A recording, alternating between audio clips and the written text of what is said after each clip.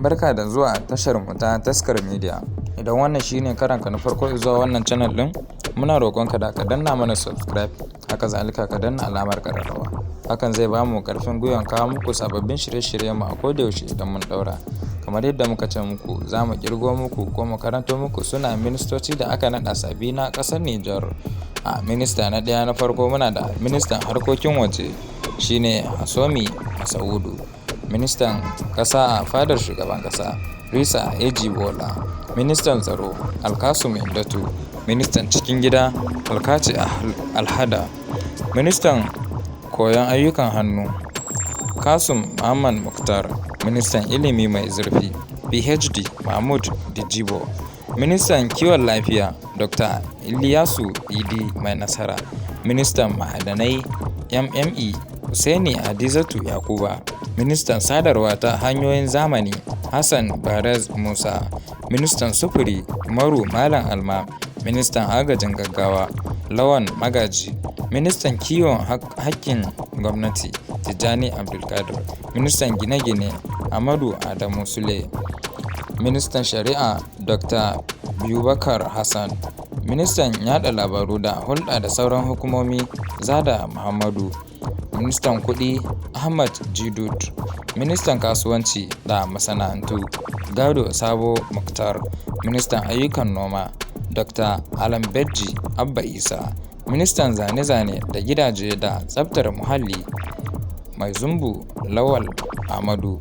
Ministan fasali Abdu Rabiu. Ministan man fetur da makamashi Muhammad Sani Muhammadu.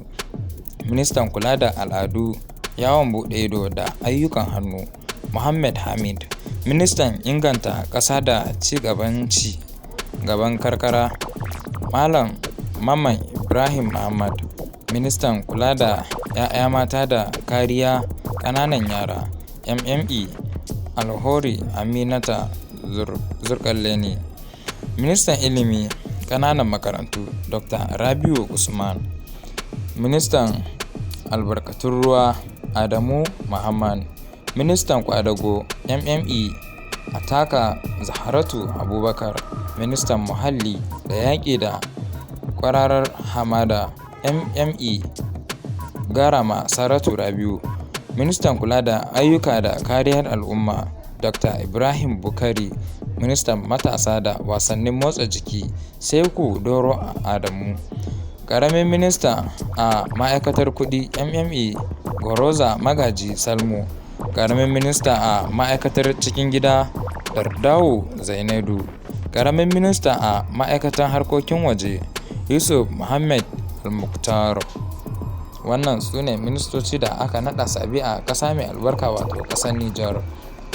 A wani ɓangare kuma ɓangarorin siyasar masu hamayya da juna a jamhuriyar Nijar na shirye-shiryen zuwa Nijeriya domin tattaunawar neman kawo ƙarshen rikici a ƙarƙashin ƙungiyar ECOWAS ko CDEAO ta ƙasashen yammacin Afirka. An dai shiga rikicin siyasa ne a ƙasar ta Nijar tun bayan da shugaban tanda ya ƙuduri aniyar zarcewar da mulki, duk da cewa kundin tsarin mulkin ƙasar ya haramta masa yin hakan. A makon gobe ne ake shirin yin tattaunawar a Abuja a ƙarƙashin jagorancin tsohon shugaban mulkin sojan Najeriya Janar Abdulsalami Abubakar mai ritaya, wanda ƙungiyar ECOWAS ta tanada a matsayin mai shiga tsakani. Dukan ɓangarorin muna godiya da sauraro, muna kuma jin daɗin yadda kuke kallon shirye-shiryenmu. Ka taimaka mai kallo ka yi mana subscribing, hakan shi zai ba mu ƙarfin gwiwa mu ci gaba da kawo muku sababbin shirye-shirye da kuma labarai na ƙasar Nijar mai albarka.